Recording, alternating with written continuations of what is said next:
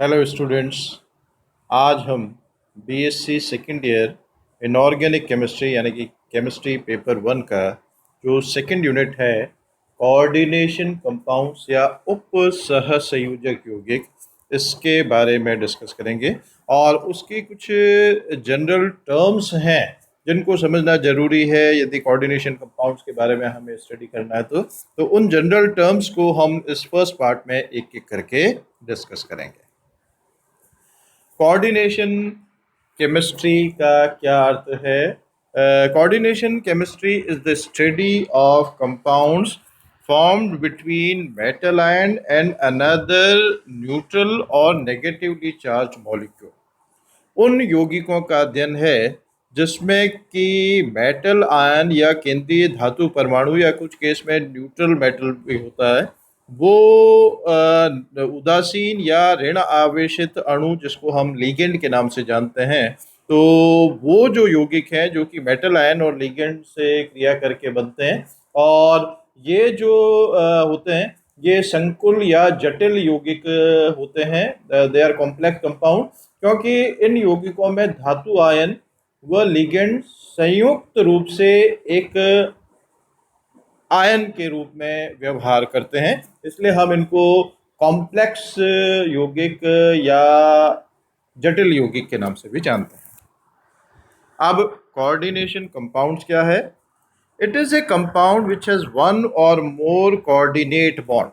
ये वे यौगिक हैं जिनमें एक या एक से अधिक उप सहसंयोजक यौगिक होते हैं, बंद होते हैं। अब उप सहसंयोजक बंध क्या है ये हम अच्छी तरह से जानते हैं। सहसंयोजक बंध और उप सहसंयोजक बंध दोनों में अंतर क्या है? सहसंयोजक बंध में जो दोनों भाग लेने वाले परमाणु है वो एक से या एक से अधिक इलेक्ट्रॉनों का साझा करके और बंध बनाते हैं। पर उप सहसंयोजक यौगिक में केवल एक ही एटम जो है वो पार्टिसिपेट कंट्रीब्यूट करता है इलेक्ट्रॉन को, और दूसरा जो है उसको ग्रहण करता है। जैसे ए और बी के बीच में कोऑर्डिनेट बॉन्ड बन रहा है इस तरह से। अब इसमें कोऑर्डिनेट बॉन्ड यानी कि इस बंध के इलेक्ट्रॉन ए कंट्रीब्यूट कर रहा है, बी का इसमें कोई भी कंट्रीब्यूशन नहीं होता है। पर बंध बन जाने के बाद ये जो साजित इलेक्ट्रॉन युग्म है वो दोनों की संयुक्त संपत्ति होता है, कंबाइंड प्रॉपर्टी होता है। तो कोऑर्डिनेट बॉन्ड और सिंपल कोवेलेंट बॉन्ड में ये फर्क होता है, इसमें कंट्रीब्यूशन दोनों इलेक्ट्रॉनों का एक ही एटम के द्वारा होता है। In a coordination bond, there is a species which donates a lone pair of electron। इसमें कोऑर्डिनेशन कंपाउंड में जो कोऑर्डिनेट बॉन्ड बनता है इसमें एक स्पीसी होती है which donates lone pair of electron, जो कि एकाकी इलेक्ट्रॉन को डोनेट करती है, उसको हम लिगेंड के नाम से जानते हैं। And A स्पीसी which receives the loan pair of electron, और एक स्पीसी ऐसी होती है जो कि उन लोन पेयर ऑफ इलेक्ट्रॉन को ग्रहण करती है। और वो जो लोन पेयर ऑफ इलेक्ट्रॉन को ग्रहण करती है वो सेंट्रल नॉर्मली क्या होते हैं? मेटल आयंस होते हैं। Most of the time the receiver of the loan pair of electron is metal ion. जो इलेक्ट्रॉन युग्म को ग्रहण करता है वो मेटल आयन होता है, in which case we call it a metal ligand complex. क्योंकि इसमें मेटल और लिगेंड के बीच में कोऑर्डिनेट बॉन्ड बन रहा है तो इसको हम मेटल लिगेंड कॉम्प्लेक्स के नाम से जानते हैं। अब इसी तरह से कोऑर्डिनेशन कंपाउंड्स में और कुछ पॉइंट हैं। A central metal atom bonded to a group of molecule और ion is a metal complex. जब केंद्रीय धातु परमाणु जो है वो बॉन्डेड है to a group of molecule और आयन, एक से अधिक मॉलिक्यूल या आयन के साथ वो बंधित होता है, तो वो मेटल कॉम्प्लेक्स या धातु संकुल के नाम से जाना जाता है। If the complex bears a charge it is a complex ion. यदि संकुल जो है उस पर कोई आवेश भी होता है तो वो संकुल आयन के नाम से जाना जाता है, कॉम्प्लेक्स आयन कहलाता है। Compounds containing complexes are coordination compounds. जिनमें कॉम्प्लेक्स होते हैं वो कोऑर्डिनेशन कंपाउंड्स या उप सहसंयोजक यौगिक के नाम से जाने जाते हैं, जिसमें एक या एक से अधिक उप सहसंयोजक बंध उपस्थित होता है। अब कॉम्प्लेक्स आयन क्या होते हैं? एक कॉम्प्लेक्स आयन संकुल आयन जो है has a metal ion at its centre with a number of other molecule or ions surrounding it।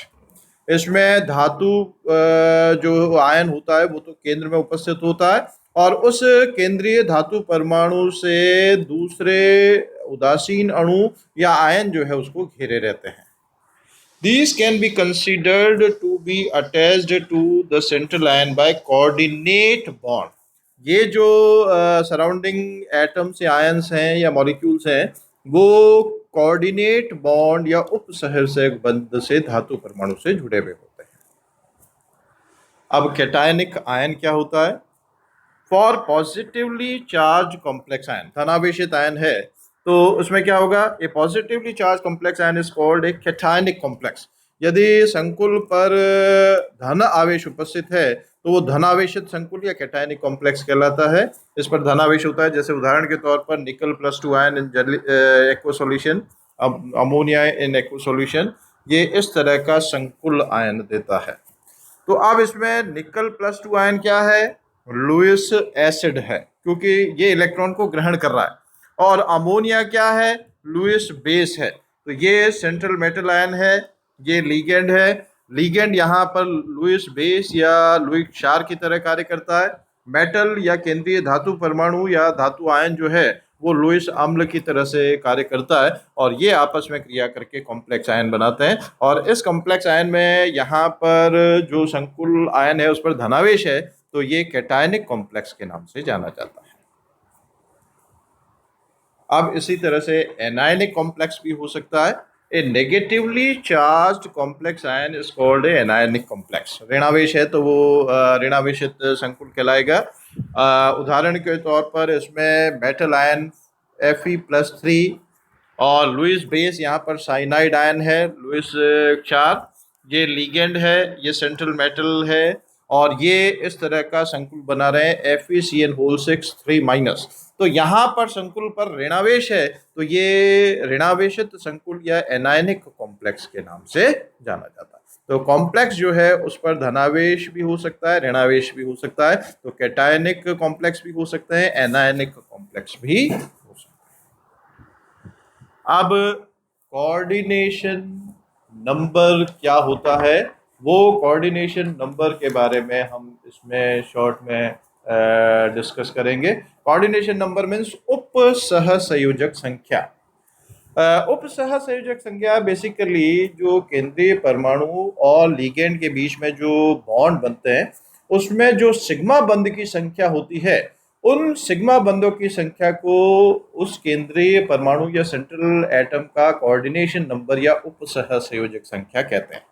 Metal और लिगेंड के बीच में बॉन्ड बन रहा है, वो बॉन्ड जो बन रहा है उसमें कितने सिग्मा बंध मेटल और लिगेंड के बीच में उपस्थित है उसको कोऑर्डिनेशन नंबर कहते हैं। The donor atom is the atom directly bound to the metal. The donor atom जो लिगेंड जिसको हम कहते हैं या जो लुईस क्षार के रूप में कार्य करता है is the atom directly bound to the metal. The coordination number is the number of atoms directly bonded to the central atom. उपसह संयोजक संख्या क्या है? उसमें जो केंद्रीय परमाणु से कितने दूसरे परमाणु जो लिगेंड के हैं वो जुड़े हुए हैं वो उसकी उपसह संयोजक संख्या या कोऑर्डिनेशन नंबर के नाम से जानी जाती है। अब इसमें कुछ कॉमन कोऑर्डिनेशन नंबर है मेटल आयंस के। Cu+ आयंस जो है कॉपर +1 आयन उसका कोऑर्डिनेशन नंबर या उपसह संयोजक संख्या 2 या 4 हो सकती है। सिल्वर आयन की 2 हो सकती है, ऑरम आयन की 2 और 4 हो सकती है।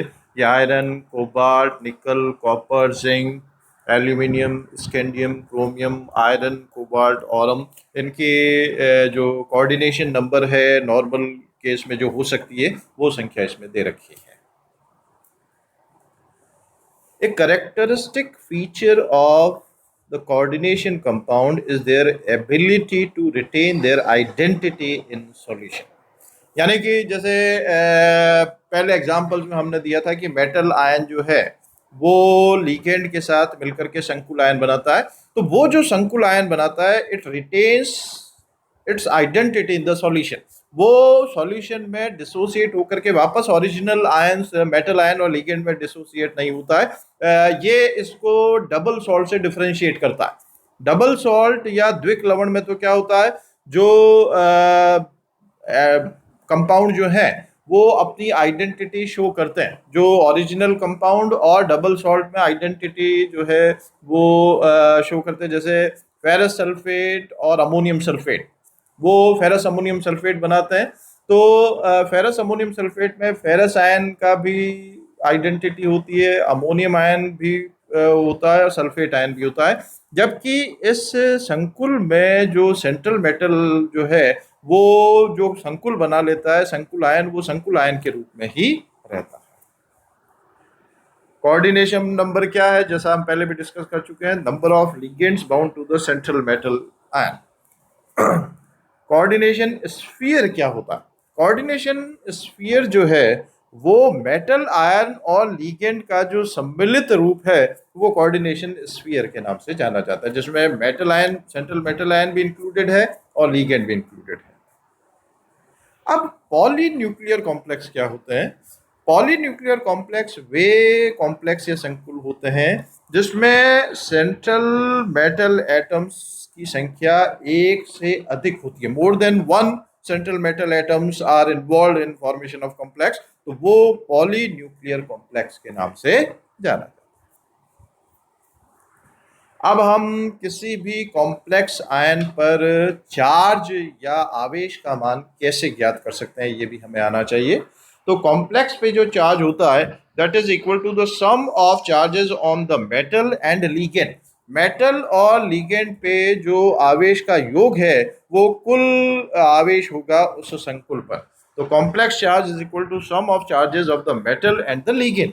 अब उदाहरण के तौर पर ये FeCN होल 6 माइनस है, तो Fe+3 CN 6 है और एक पे -1 चार्ज होता है, तो 6 इंटू -1, तो +3 -6, ये टोटल क्या हो गया, -3। तो संकुल पर जो चार्ज होगा वो -3 होगा। तो ये मेटल आयन पर और जो लीगेंड पर जो कुल आवेश का मान है वो आवेश जो है उस संकुल का आवेश होगा।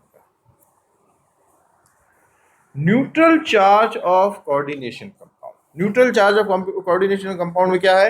It is the sum of charges on metal ion, ligand and counter balancing ion.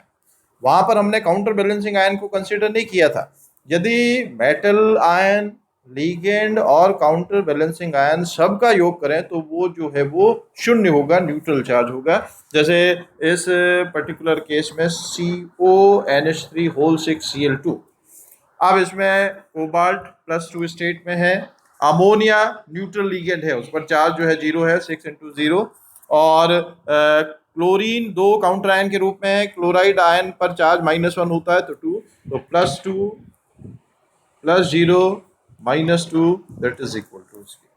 तो जो न्यूट्रल चार्ज कोऑर्डिनेशन कंपाउंड पर होता है वो मेटल आयन, लीगेंड और काउंटर बैलेंसिंग आयन सबका योग होता है और वो शून्य के बराबर होता है। Oxidation number. अब ऑक्सीडेशन नंबर क्या है? ऑक्सीकरण अंक जो है, knowing the charge on A complex ion and the charge on each ligand, one can determine the oxidation number of the metal. कोई संकुल आयन है और उस संकुल आयन में यदि हमें उस संकुल आयन पर आवेश का मान हमें पता है और जो लीगेंड उससे अटैच्ड है उस पर आवेश का मान पता है, तो हम उस मेटल आयन का ऑक्सीडेशन नंबर जो है वो कैलकुलेट कर सकते हैं। जैसे इसमें कॉपर में ऑक्सीडेशन अंक निकालना है, तो अमोनिया इसमें अटैच्ड है लीगेंड, उसका जो आवेश होता है 0 होता है, उस पर टोटल चार्ज जो है वो +2 है, तो x + 0 इज इक्वल टू +2।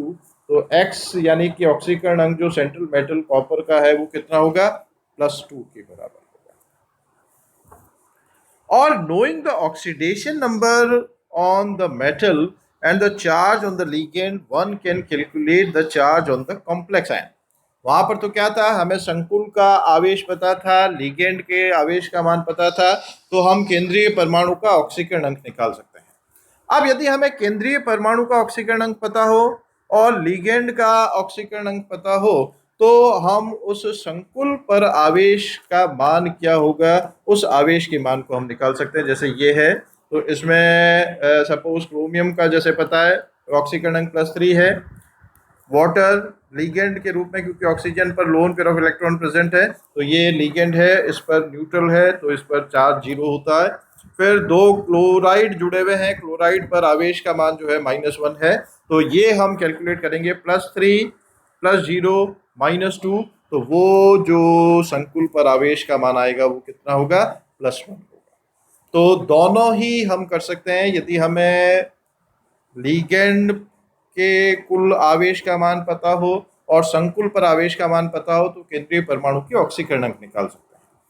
केंद्रीय परमाणु का ऑक्सीकरणक और लीगेंड का आवेश हमें पता हो, तो हम उस संकुल पर आवेश का मान कितना है वो ज्ञात कर सकते हैं। दोनों ही तरीके इसमें सही है।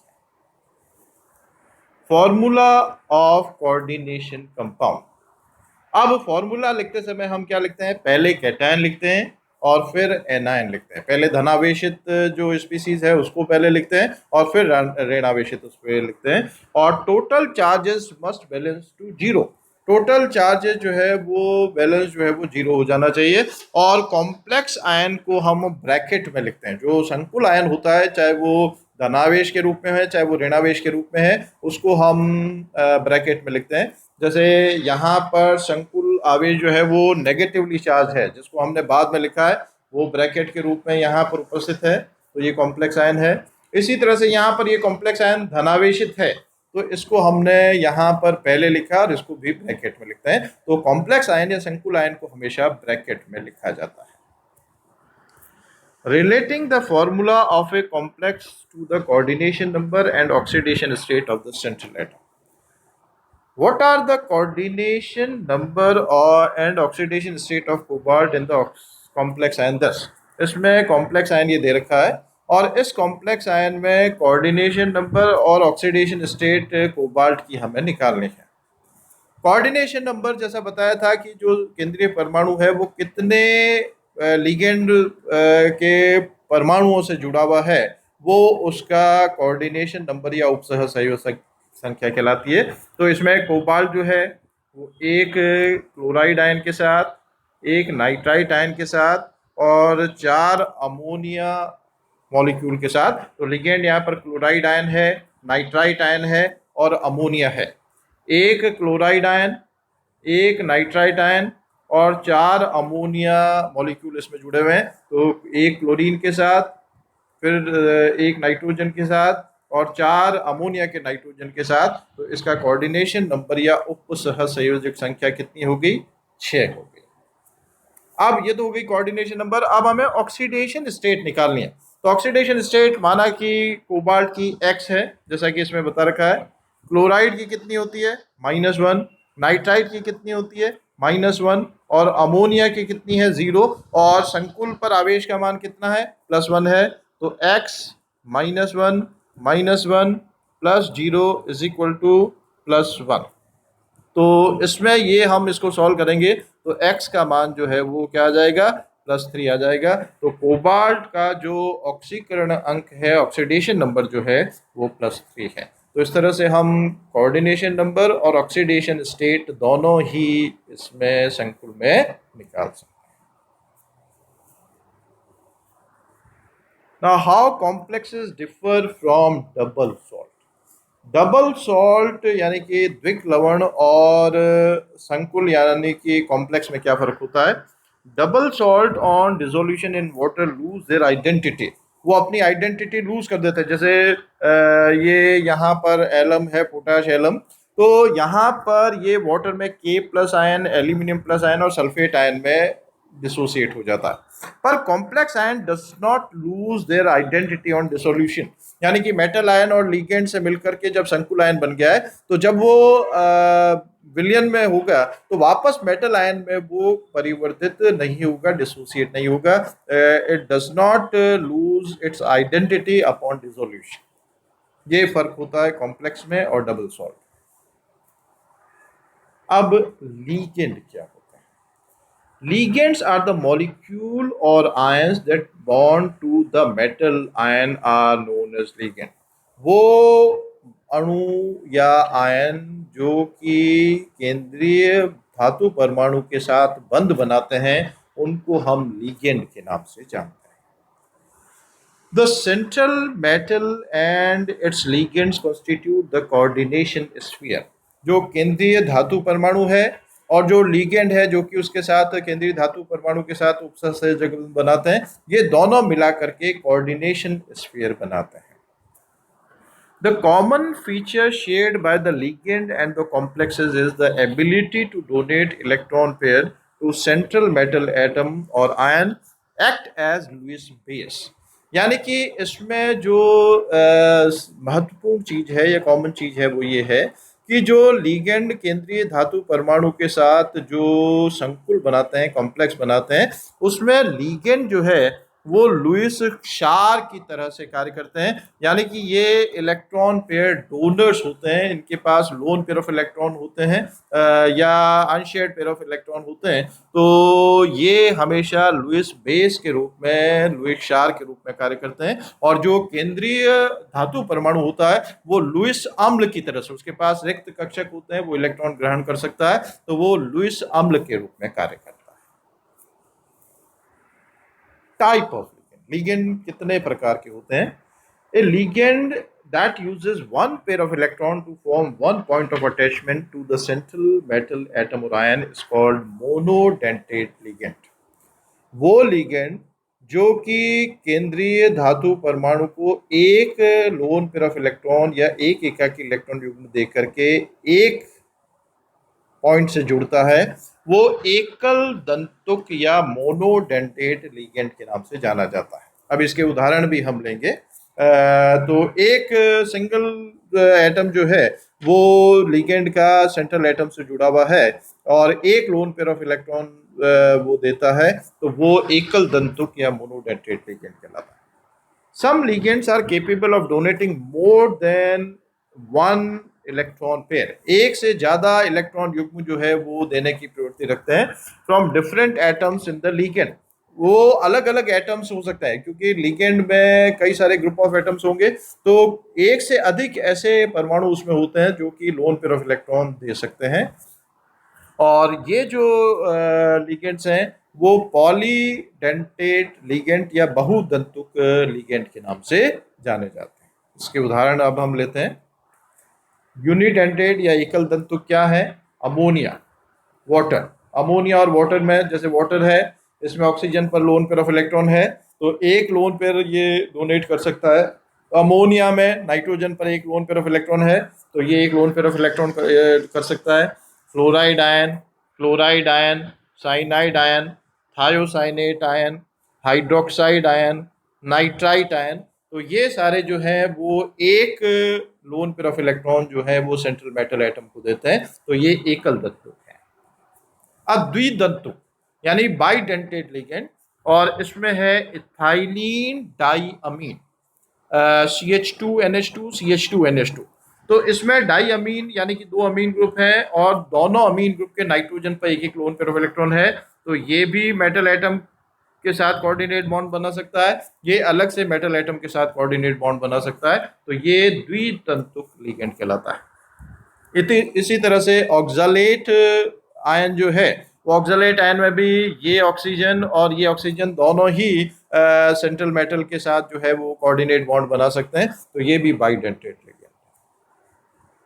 अब पॉलीडेंटेट बहुदंतुक, इसमें डाई इथाइलिन ट्राइअमीन, डाइथाइलिन ट्राइअमीन में ये स्ट्रक्चर है और 3 नाइट्रोजन है और तीनों नाइट्रोजन के पास एक एक लोन पेयर ऑफ इलेक्ट्रॉन है, तो ये तीनों ही जो सेंट्रल मेटल एटम है उस सेंट्रल मेटल एटम के साथ तीनों नाइट्रोजन जो है वो कोऑर्डिनेट बॉन्ड बना सकते हैं, 3 लोन पेयर ऑफ इलेक्ट्रॉन इसमें डोनेट होंगे, तो ये ट्राइडेंटेट लिगेंड या त्रिदंतुक लिगेंड होगा।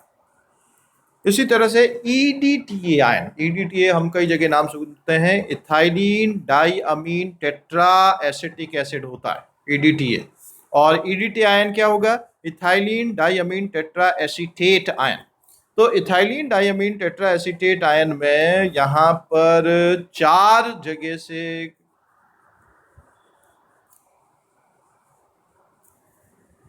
ये है नाइट्रोजन पर भी लोन पेयर ऑफ इलेक्ट्रॉन है। तो ये पॉलीडेंटेट लिगेंड की कैटेगरी में आता है, जिसमें एक से अधिक लोन पेयर ऑफ इलेक्ट्रॉन जो है वो इन्वॉल्व हो सकते हैं सेंट्रल मेटल के साथ बॉन्ड बनाने में। अब इसका एक उदाहरण हमने इथाइलिन डाइअमीन जो अभी हमने डिस्कस किया था, जिसको हम स्मॉल ई एन से रिप्रेजेंट करते हैं।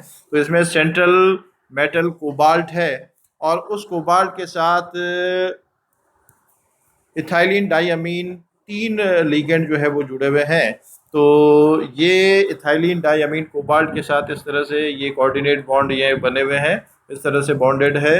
और ये जो कॉम्प्लेक्स आयन है, इस कॉम्प्लेक्स आयन में लिगेंड के रूप में इथाइलिन डाइअमीन कार्य कर रहा है। और ये दो तरफ दो नाइट्रोजन है, दोनों केंद्रीय परमाणु कोबाल्ट के साथ बंध बनाने में भाग ले रहे हैं। तो इस तरह से ये जो जनरल टर्म्स हैं, लिगेंड्स क्या होते हैं, कोऑर्डिनेशन नंबर क्या होता है, ऑक्सीडेशन नंबर क्या होता है, कोऑर्डिनेशन स्फीयर क्या होता है, ये सारी चीज़ें हमें पता होनी चाहिए।